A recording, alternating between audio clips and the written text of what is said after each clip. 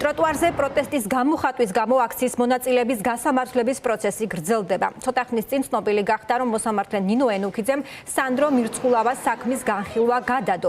მიზეზი სარჩელია, რომელიც სამოქალაქო აქტივისტმა საკონსტიტუციო სასამართლოში შეიტანა.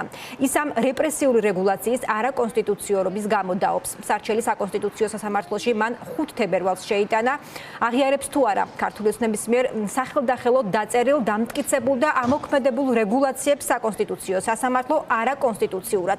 რა მოლოდინი აქვს სარჩელის ავტორს, ფორმულას ჟურნალისტი მარიამ ლეკიაშვილი მოგუყვება მეც. Დიახ, პრეცედენტულად შეიძლება ჩაითვალოს დღევანდელი პროცესი, რომელიც გაიმართა თბილისის საქალაქო სასამართლოში ეგრეთ წოდებულ ტროტუარის საქმეებზე. მოსამართლე ნინო ენუქიძემ სრულად გაიზიარა დაცვის მხარის შუამდგომლობა და საბოლოო გადაწყვეტილების გამოცხადება გადადო იქამდე, ვიდრე გადაწყვეტილებას არ მიიღებს თავად საკონსტიტუციო სასამართლო. დღეს ბრალდებულის სკამზე იჯდა უწყვეტი პროტესტის მონაწილე სანდრო მირცხულავა. მან საკონსტიტუციო სასამართლოში სარჩელი შეიტანა 5 თებერვალს. ეს სარჩელი შეეხებოდა შეკრებისა და მანიფესტაციის კანონის გამკაცრებას. სწორედ ამიტომ მიიღო ნინო ენუქიძემ გადაწყვეტილება იმის შესახებ, რომ საბოლოო გადაწყვეტილება სანდრო მირცხულავას საქმესთან დაკავშირებით დღეს არ გამოეცხადებინა. შეგახსენებთ იმასაც, რომ ეს არ არის პირველი შემთხვევა, როდესაც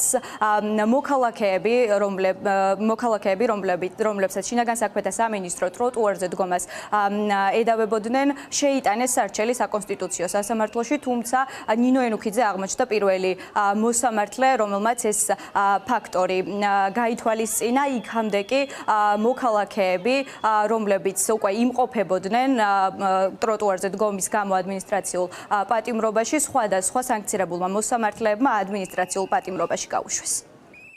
მოსამართლე ენუქიძემ ეგრეთ წოდებული ტროტუარის საქმეზე გადადო გამოცხადება განუსაზღვრელი ვადით, მანამ სანამ არ მოხდება საკონსტიტუციო სასამართლოდან გადაწყვეტილების მიღება აღნიშნული მუხლის კონსტიტუციასთან შესაბამისობასთან დაკავშირებით. ეს არის პირველი პრეცედენტი, მიუხედავად იმისა, რომ ამასთან დაკავშირებით არაერთხელ თითქმის ყველა საქმეში დაყენებული ჰქონდა შუამდგომლობა, ჯერ გზის გადაკეტვის და პირვადების საქმეებზე და შემდგომ უკვე ტროტუარის საქმეებზე, რომ მანამ არ მოხდებოდა საკონსტიტუციო სარჩელის განხილვა, არ მომხდარიყო გადაწყვეტილებების მიღება და საქმეების განხილვა ადმინისტრაციული წესით თბილისის საქალაქო სასამართლოში. დაველოდოთ, ეს არის ერთეული მოსამართლის, ასე ვთქვათ, გამონათება, თუ ზოგადად ეს მიიღებს სისტემურ ხასიათს. საკონსტიტუციო სასამართლოში არაერთი სარჩელი არის შეტანილი ეგრეთ წოდებული ტროტუარის კანონზე და ჯარიმებზე. დღეს თბილისის საქალაქო სასამართლოში განიხილებოდა სანდრო მირცხულავას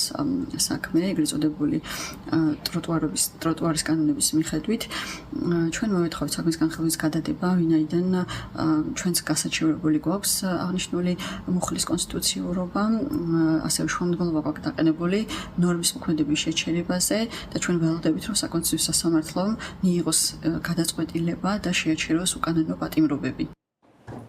ახლა საინტერესოა გაითვალისწინებენ თუ არა ამ პრეცედენტულ მაგალითს სხვა მოსამართლეები, რომელთაც აწერიათ იმ მოქალაქეების საქმეები, რომლებიც ბრალდებულნი არიან ეგრეთ წოდებულ ტროტუარის საქმეებზე. ასევე საინტერესოა რა გადაწყვეტილებას მიიღებს საკონსტიტუციო სასამართლო და შემდგომში უკვე მოსამართლე ნინო ენუქიძე.